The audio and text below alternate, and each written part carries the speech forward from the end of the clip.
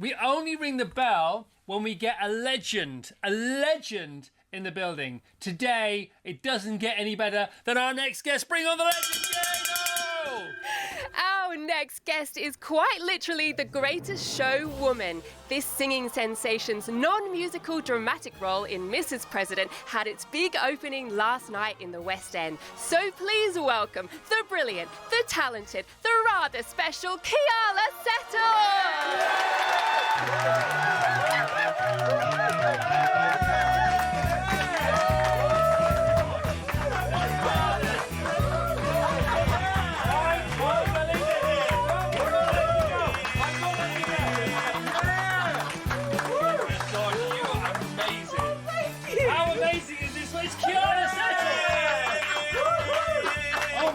I can't believe you're sitting opposite me. I can't believe I'm here this morning either. Oh, gosh, you're the best How ever. are you? We're very well... I'm going to ring the bell again. Legend. Just so that's it. lovely. Absolute legend. And you had your opening night last night, and you've still come to see us. Absolutely. All right, so embrace the chaos. That's yesterday's guest. Babe, that's every day. So we're at the Charing Cross Theatre, aren't we? Of course we are. Mrs. President. Opening night last night. How was it? It was so great.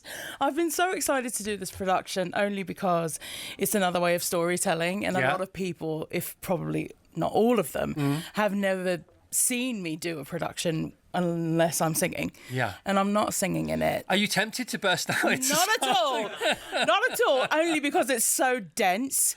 It's a one-act play, and it's just... and even if you didn't know who Mary Todd Lincoln was, it's very much going along the lines of how we deal with kind of like grief and where it takes us, because grief never leaves us and we learn how to walk with it, and also trying to figure out who we are in this world without other people telling us where we need to go. Yeah, and you've had your own experiences. One of the reasons you were drawn to the play was because you recognise something going on. So much. It's a fascinating story. It's a 75-minute performance. There's no interval. It cracks right along. I haven't seen it, but I'd love to go and see it. Then. And you had previews last week, and you seem to not do nerves. I know, but we've all seen the clips and the videos and the films of you just smashing it wherever you go. You're so kind. Do you get nervous? I mean, if I do, I think it just gets filtered into whatever I'm doing. So the answer's no. It's just, well, no, not at all. I do get nervous, but it doesn't matter because I use it as fuel for whatever I'm doing. That's what I mean, that conversion. That's a very... Have to. You know that. Well, yeah, but you still... I suppose if you've got it, that's the thing, isn't it? If you've got it down and you've done the work and then you let yourself go, isn't it? This is it. So you put all the groundwork in. It's like a kid studying for their exam. You're learning. You learn. You try and learn it backwards. You learn it not until you can't get it, till you get it right, but till you can't get it wrong, and then you almost forget about it, and then you free yourself, and you. I don't know. Is that about it? It's a lot of it. It's just surrender. You know, it's just kind of like, look, you've got all the information that you can get, and everything else is an unknown variable. So you just kind of have to go in with what you've got. It's like, you know, taking your surfboard, going into the ocean and going, okay, well, here we go. I hope I don't die. We've got Chris Hemsworth on the show on Friday who does that, doesn't he? He's a better surfer than he's an actor, and he's a pretty darn good actor. Wow. Yeah. But you not singing, it's amazing. No, it is amazing. Because if I had your voice, your lungs, I just would sing all the time. No, you wouldn't. Yes, I would. No, you wouldn't. You don't know me. I would, right? We had Max Whitlock on the show, right? Max Whitlock, who's an Olympian gymnast, right? And he can backflip in his sleep. And if I was him, I would just go and queue in post offices and just backflip and just walk out. Yeah, but he wouldn't, would he? No, he wouldn't. See? He wouldn't. No, I know. But then, you know. Look, so people who don't know, we're talking about Abraham Lincoln's wife, aren't we? Yes. Mrs. President. Yes. 1860s? Yes. Yeah. It actually sort of spans her life. Right. A little, like, not all of it, but most of it. Right. So, obviously, Abraham Lincoln, amazing story. So many films have been made about him. I was going through the filmography of him, and she's in all of them. You know, so there's loads of research. I bet you had fun researching. Well, I mean, oh yeah, because I think a lot of people don't recognise that they really were best mates in everything. And then because she courted a sort of. She didn't she? She courted. She took a break from him and then courted someone else. One of his political competitors. Yes. Because she was just checking. Yes, oh my gosh! Yeah. So she's quite a character, wasn't she? She really was. She came from really loads was. of money. She did. She was actually like a second generation American. Yeah, she was Scottish. she was already a celeb in her own right, almost, wasn't she? Because she was a but very... anyone was who was trying to go into this new world and right. So they hooked up, and like you say, they were best mates. They were partners. She was always by his side. What else have you found out about her that you brought into the role? A lot of it has been not only were they together for a lot of the political ideologies that they had together, and also the way he was trying to run the country at the time, because the country was trying to divide. Yeah, it was in a civil war, and they lost together 2 children before she lost him, and then after she lost him, I believe she lost another child. She did. And the only child that she had remaining, because of pressures from his best mates, successfully put her into had her sectioned. Yeah, for 3 months. Asylum. Yeah. In this insane asylum. Yeah. Because his mates were telling him, look, it doesn't look good because your mum looks nuts. You should probably put her in an asylum. Yeah, and then she came out of that, and she sort of didn't she go back to a place where she used to stay with her sister, wasn't it? Yeah, I think towards the end, I believe. Yeah. What a fascinating woman. I mean, and she never gave up. She never gave up. And your play isn't sort of it's not some kind of pedestrian sort of recollection. No, you've got to come in and buckle up. Yeah, you've got to come in and buckle up. Because when you come in, you need to make sure you've gone to the loo. Yeah. Gone to the loo, had your wee, had your drinky, whatever you need, had your bevy, and just buckle up and tuck in. Wow. I mean, what a sell that is, isn't it? Yeah. And so this is a story about a meeting between her and a famous celebrity photographer in the 1860s. Yeah, it's almost like an Annie Leibovitz of his time, but like amazing. way more than that. He was also sort of coined back in the US sort of the father of photojournalism, because at the time the Civil War was going, and President Lincoln had given him permission to take photographs on the ground. And so he was taking photographs of all of these wounded and killed soldiers, and then moving their bodies to sort of put them in some sort of pose before rigor mortis set in, and was taking these shots. Also, he had assistants with him doing this all the time. So a man with a big ego, who was trying to get every man and his dog into his studio. He had both the Confederacy and the Union generals, who were both at war, in his studio. Wow. He had the brother of the basically assassin of President Lincoln in his studio. So it's like he didn't really care. He just wanted to get whoever was kind of like no famous. shame. Yeah. Just get him in. So he was a more organised sort of solo paparazzi in a way. Very much so. Well, they came to him because they did, or he would go to them. And it was kind of like if you came into New York, because he was also, mind you, in the same building at the very top of P.T. Barnum. Wow. Who was on the bottom the ground floor and the first floor. So it was like, it was just this building of ego. So it's like, gets us to the Greatest Showman. I mean, that's where that gets us. I know, it's so funny, because his photo's on the wall in our set. And I'm like looking at it going, I just can't get away from it, can I? That's all right. But you don't. I mean, you don't really want to, do you? I mean, there's other. As if. Why would you want to do that? We went into a very deep rabbit hole yesterday. Oh, did you? Oh, yeah. Because all week I've been watching you, Chris Hemsworth, in between Mr. Beast, because the kids want to watch Mr. Beast. So all that's going on. But this sounds fascinating. So they did meet, but this is a fictional meeting, isn't it? This is a fictional situation. It's based on a real life introduction that they both had, because she did sit for him a couple of times. And so is it based in his studio then? Mm-hmm. So is it the whole thing in his studio, which is why it's a 75-minute straight run? And a lot of it, I'm just going to give this away. Why not? You don't really know if you're watching like real stories that could have happened, or if you're watching it from his perspective and his mind, or if you're watching it from her perspective and her mind. And how famous? I mean, clearly she was as famous as you can have been. She's clearly famous enough now that there's 2 productions going on at the same time, completely different productions. And because the other one's a comedy, isn't it? Yes, and I can't wait to see it. You know what I mean? And the lady who's playing her in that has won the Tony for this. They did. Their name is Mason Alexander Park at the moment. The original person that wrote it and starred in it. Their name is Cole Escola, and it's come here. But that can be more different from the one you're doing. I don't know. I haven't seen it. I'd really love to see it. She plays a boozy wannabe, apparently. I'd love to see it. Yeah. I have no idea. Okay. It's great. No idea. And so, celebrity then, celebrity now. What did you take from? Because I'm reading this book at the moment called 1929, which is all about the stock market crash, and it's all about history doesn't repeat, human beings do. We repeat our behaviour. And so, have you recognised... You're getting deep this early in the morning. We can go deeper. That's fantastic. I'm here till 10. Love that. Yeah. By the way, we're live. You can watch this. We're live on the Virgin Radio app. Keep it coming. Yeah. So give us a bit of that. Give us a bit of parallels to then and now and your experience and her experience. It is humans, isn't it? Yeah, of course it is. It really, really is. Yeah. We don't learn anything. We learn. Well, we do, and then we just forget and go back. Well, what happens is we learn within our lifetimes, but then we don't pass it on to the next generation, or if we try, they don't want to know because we're old and they're young and they think, what do they know? That's always what it is. Yeah, and it's always been the same, hasn't it? That's why the story of the pyramids is lost and all this kind of stuff. Anyway, then maybe we're flawed. That's the. I mean. Oh God, yeah, we're flawed. In that regard. I think Jesus says, doesn't he? Bring your fallen and your flawed in the Bible. I mean, that's how all that story is. This is great. I could sit here all day with this. Carry on, everyone. You were saying? Is this what you expected? Give us a few parallels then between your experience of celebrity and what you. For me, this script. I immediately, when I read it, I was like, please don't give the script to anyone else because I love it so much. I have had the privilege and honour and I might start crying just because I'm tired. Steady on, everyone.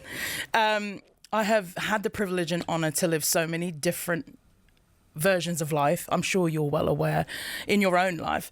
And to be able to come through the other side, whether or not I wanted to, and to try and understand what that meant, not just for me, but for everyone else that's around me, because I'm just that person.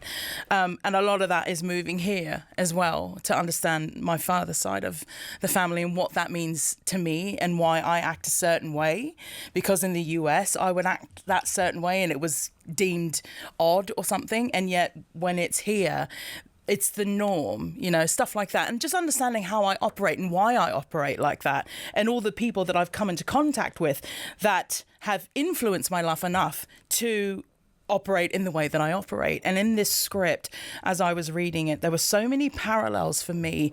When I started, I'll tell you this, when I started doing that famous YouTube clip that everyone has seen, I had lost my mother a few months prior to that and had not been able to cope with it.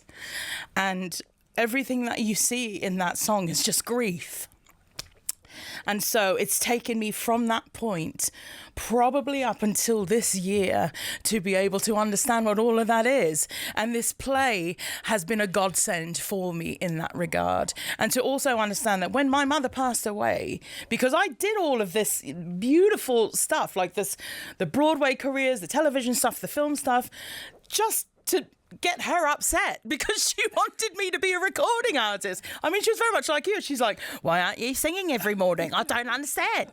Because my mother was a singer and she wanted to have She's also a Kiwi. That was a Kiwi you were doing. Yes, that's right. My mum was a Māori. And your dad is from Oldham, just so we put you in the frame. Yeah, my dad's from Oldham. Her dad is from Oldham. Sorry. Marlborough Road, thank you very much. And you were born in Hawaii and brought up in Louisiana. But anyway. All over the place, yes. I know, it's a lot. The book's coming out later. It's fine. But to be able to read a piece of theatre and to relate to it so much on so many levels, in the sense that, going through Showman and walking into this industry, as we all know, there is a way and a truth and a light that the industry begs you to go down for the good of everyone. And some people can do that, and I realised that I couldn't, and I got very down on myself and didn't know how to cope with that. And I've spent a lot of time in different countries trying to learn how to do that, and it meant I had to do a lot of work on myself, which we talked about earlier, and I will continue to until the day I die, and I'm happy to, because it's the greatest journey ever to understand, who for me, who I am and why I do things, why I don't do things, and to include as many people as I can, because that's the only way that I'm going to learn anything at all. And this play is just the pinnacle of it. I was a mess yesterday watching that blimmin' video again, right? But now when I watch it, I'm going to be even more of a mess. Yeah, I didn't want to do it. I literally did not want to do it because I had this whole career that I did only to just make my mother upset, which I successfully did. And then she passed away on the night that we opened Waitress in Cambridge, in the state of Massachusetts. And I literally went home that night saying, I don't have to do this anymore, but I don't know what to do because I'd lost my identity. And didn't your mum plan for what she wanted all the kids to do? Oh, yeah. Didn't they all do that? Oh, yeah. I was supposed to be a recording artist. Yeah. I had a brother that was supposed to be either a doctor or a lawyer. He's not. Oh, that. I was supposed to. Okay. We had to have someone in the family that worked in the airline, so my mum and dad had free flights anywhere. Did that work out? It actually did. Okay. Not to my sister's joy, but that's what we were told to do. Yeah. We had to have, I said, a doctor, a lawyer, and someone who could look after them in their health. And to be fair, that is very much an immigrant experience for us. For both of them. They were, come on, man. Marlborough Road, Royton and New Zealand, and they all go to Hawaii. How did they end up in Hawaii? I mean, who wouldn't want to go to Hawaii? This is going to be such a great show. I hope everyone's tuning in. My dad became... There's laughing, I can hear it. There's laughing in there. Because we loved you, innit? We didn't think we could love you anymore. But guess what? We do! My father became a member of the Mormon Church. Shut the front door. Pick your jaw up, in Rochdale. Wow. And then ended up going to a Mormon college, which is now a Mormon university in Hawaii. And they basically gave him a 3-month visa because his grades were poo. Bless him. I mean, he was selling frames in Tommy Field's Market, and then he went and sold toilets, and then he was like selling insurance, and he's like, I don't want this. He was having a go. He was. Yeah. And he said, I really want to try and do this thing because one of his relatives had also joined that church in New Zealand because my auntie had gone. Anyway, long story short, he got a visa and they were like, look, they're giving you a 3-month visa. You have 3 months to get your grades up at this random university in the middle of the nowhere, South Pacific. In Hawaii? Yes. And if you don't want to go to university exactly. in Hawaii? It's like, we'll do anything. We're sending you to Hawaii. Okay. Don't do it. All right, fine. Yeah, exactly. And so they're like, if you don't get your grades up, you're going back. And the second he touched down, what an it was incentive. like, he was like, yeah, exactly. I'm going to work so hard. He did. And is that where you had to learn Maori in secret? No, I didn't. I mean, it wasn't really in secret. It was always our lives. Right. My mother was so desperate to hold on to it because I think when she realised when she got to not only the United States, but the continental United States, which is so different from Puerto Rico or Hawaii or Alaska. By the way, one state's so different to the next. It's exactly. Let alone, there was none of that really existed at the time, and so it was. But she kept it in the home as much as she could because that was her life, of course, it was ingrained in us. But then you step out your door and everyone's like, hey, girl, what are you guys doing? And it was just went all out the window. And so you just kind of like, you have all of this te reo, like Maori language in the back of your mind, but you have to hold on to it, but it's useless to you out in the real world. And then you went to a French-speaking part of the US, is that right? I did. I started learning French at age 7. No wonder you were confused. I mean, it's allowed, isn't it? It's allowed. You've done your research, haven't you? I do like to respect the guests. I think it's really important. I think it's really great. important. You're so lovely to do that. How fluent were you in French in the end? Not that great. Please don't say that. We actually have an assistant that's working with us who is Swiss. Tu as un assistant français? Oui. Okay, let's leave it there. I think that was all right. That's fair enough. It was great. But I studied it for 15 years. Wow. But that doesn't mean anything unless you can actually speak it fluently. I can understand quite a bit of it. Yeah, I like it. I like French. I think it's much easier to understand than speak. Wow. You've done such great research. Well, love. I love you. When we only invite people on the show who we like. Right. You're so kind. You're going to start crying again. Yeah, I am. Well, it's just because I'm tired. Everyone calm down. But a lot of it too. All our guests should come in tired. It's fantastic for views.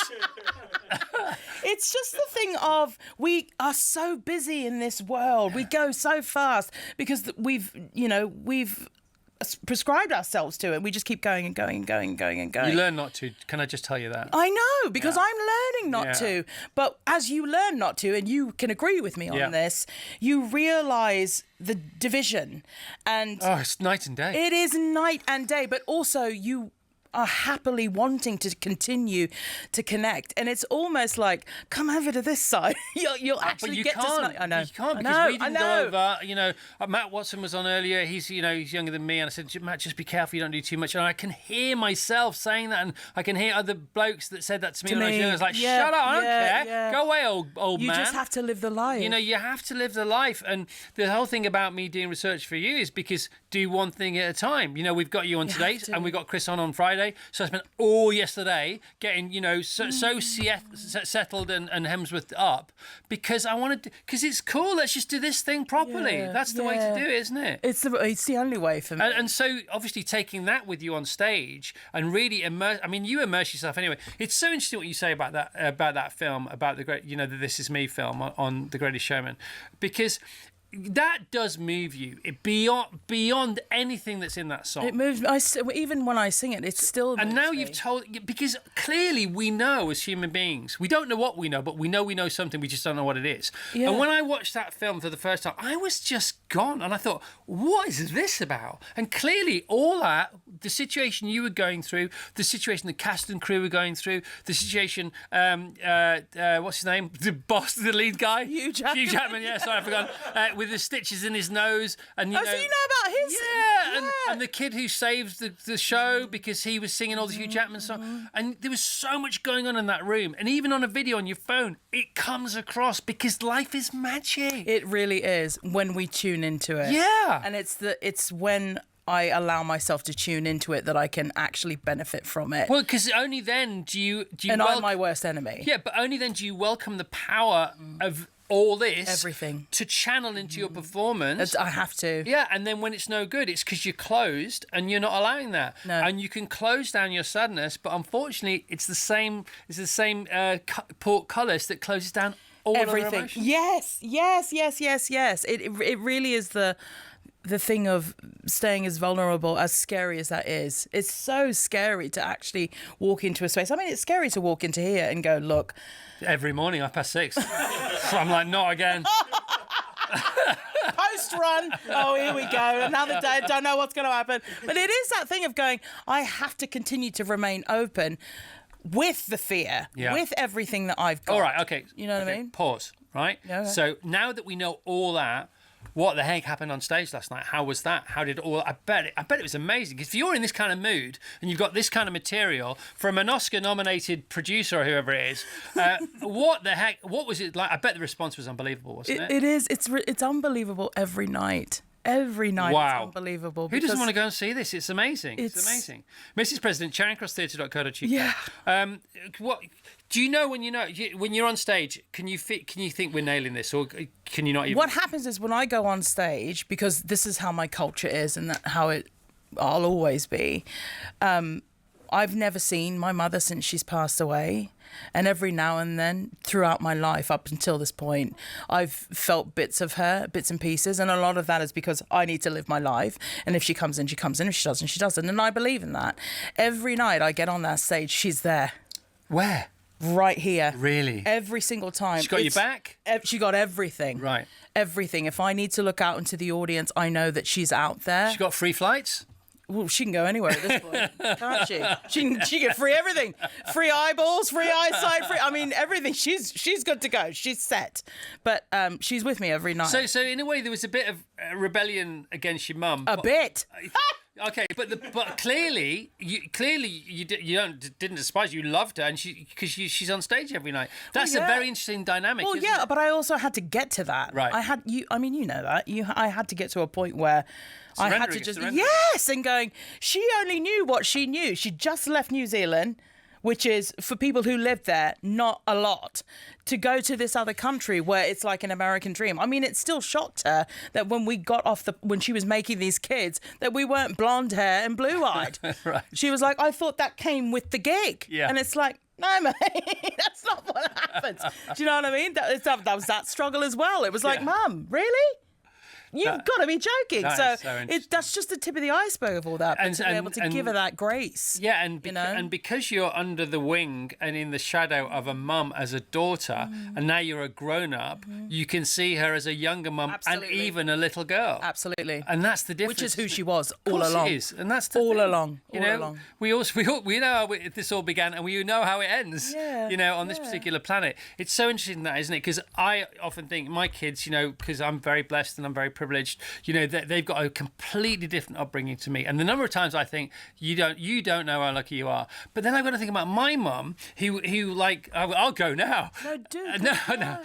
You know, he was in the war, and you know, in a factory making bombs at the age of 13 and 14. So. Hang on a minute, I had it pretty all right compared to that. I had my own version of that, didn't I? Exactly right. We all do. You just forget. We all do. The time. That's what I said. The whole thing about the human existence. We just keep forgetting, and then we try and pass it on. I think we're done here. I think this is time for both of us. I really do. I mean, we could talk all morning. We can carry on. We could actually. So now you have this sort of.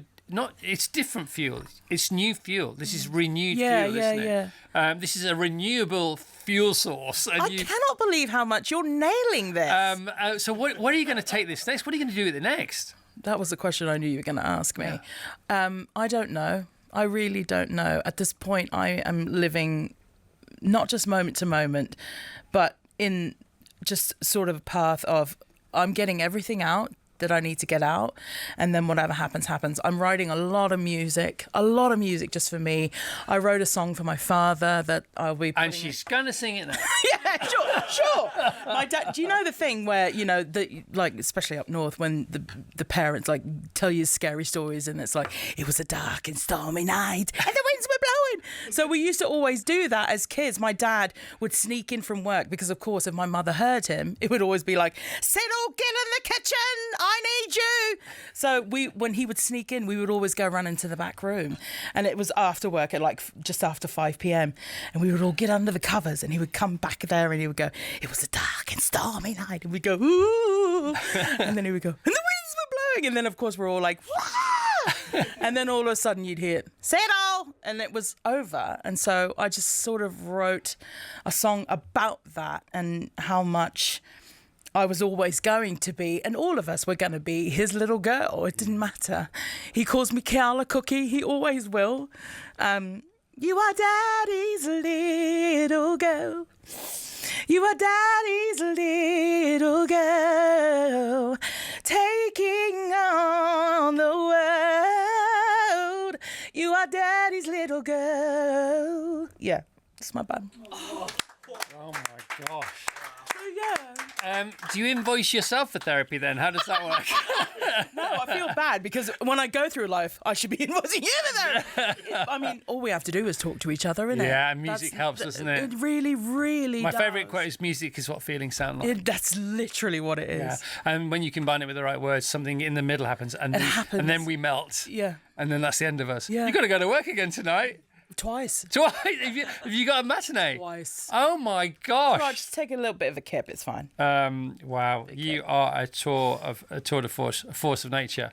Keala, I'm just so happy to meet you. I'm so honoured to meet you and grateful to you.